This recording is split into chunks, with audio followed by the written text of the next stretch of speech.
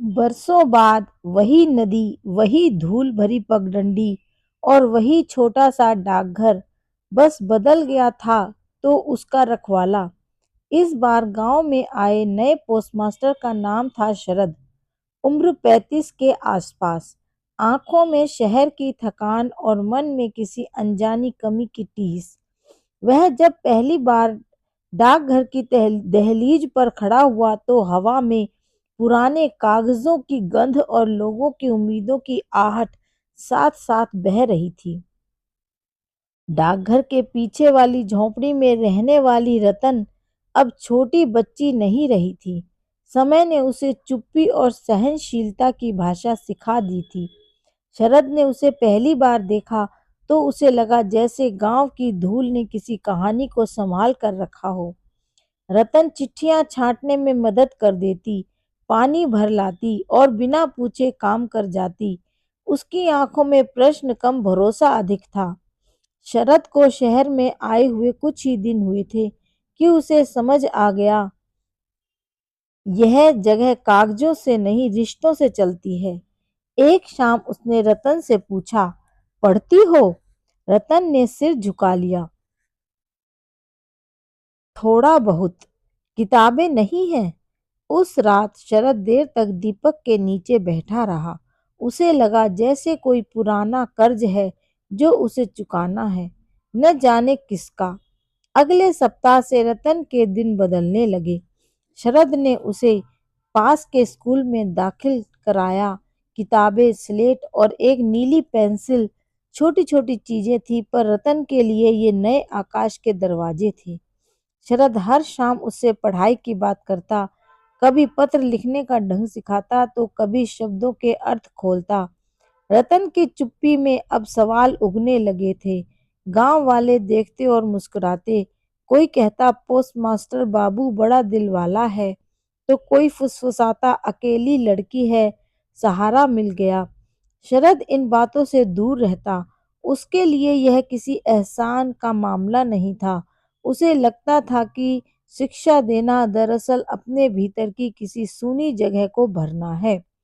7-8 साल के समय ने रतन को आत्मविश्वास दिया। वह स्कूल में अव्वल आने लगी। उसकी लिखावट साफ थी और उसकी नजरें अब जमीन पर नहीं टिकती थीं। शरद ने उसके लिए सिलाई सीखने की व्यवस्था कर दी। पढ़ाई के साथ हुनर भी जरूरी है, वह कहता था। इसी बीच गांव में एक युवक आया, शंकर। सरकारी कार्यालय में अधिकारी था, ईमानदार और सरल। छुट्टियों में माँ से मिलने आता। रतन उसे पहली बार स्कूल के कार्यक्रम में मिली, जहाँ वह बच्चों को पुरस्कार बांट रहा था। शरद ने दोनों को देखा। कोई बनावटी चमक नहीं, बस सहज सम्मान। धीरे धीरे बात आगे बढ़ी। शरद ने बिना किसी जल्दबाजी के रतन से पूछा, अगर तुम्हें अच्छा लगे तो? रतन ने पहली बार खुलकर मुस्कुराते हुए कहा, आप जो ठीक समझें। उस उत्तर में निर्भरता नहीं, विश्वास था। विवाह की तैयारी सादगी से हुई। गांव की स्त्रियां गीत गाने लगी। बच्चों ने आंगन में रंगोली बनाई। शरद ने हर व्यवस्था ऐसे की जैसे घर का बड़ा करता है। न ज्यादा दिखावा, न कोई बोझ। शंकर ने भी स्पष्ट कहा, रतन की पढ़ाई जारी रहेगी। यह सुनकर शरद के मन का कोई कोना हल्का हो गया। विवाह के दिन जब रतन विदा हो रही थी, उसने शरद के हाथ में एक मुड़ा हुआ कागज थमा दिया।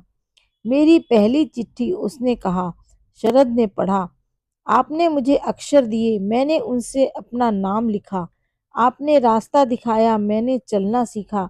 अब जहां भी रहूंगी यह सीख मेरे साथ रहेगी। उस शाम डाकघर में दीपक देर तक जलता रहा। शरद ने महसूस किया कि कुछ मुलाकातें कहानी बनकर नहीं, दिशा बनकर आती हैं। उसने अगले दिन नया रजिस्टर खोला, नए पत्र संभाले, पर भीतर कहीं एक संतोष था, जैसे कोई पुराना पत्र सही पते पर पहुंच गया हो और गांव की हवा में नदी के उस पार एक नई कहानी चुपचाप आगे बढ़ रही थी, लौटते हुए पत्र की तरह, जो इस बार खाली नहीं था। नमस्कार दोस्तों, अब नया साल आने वाला है और इस नए साल में मैं उम्मीद करती हूँ कि जैसे मेरी कहानी में पोस्टमास्टर ने उस लड़की की सहायता की। हम भी किसी न किसी की सहायता करके अपने जीवन को सार्थक बनाएंगे। अगर आपको ये कहानी पसंद आई हो तो इसे लाइक, सब्सक्राइब और कमेंट अवश्य करें। धन्यवाद।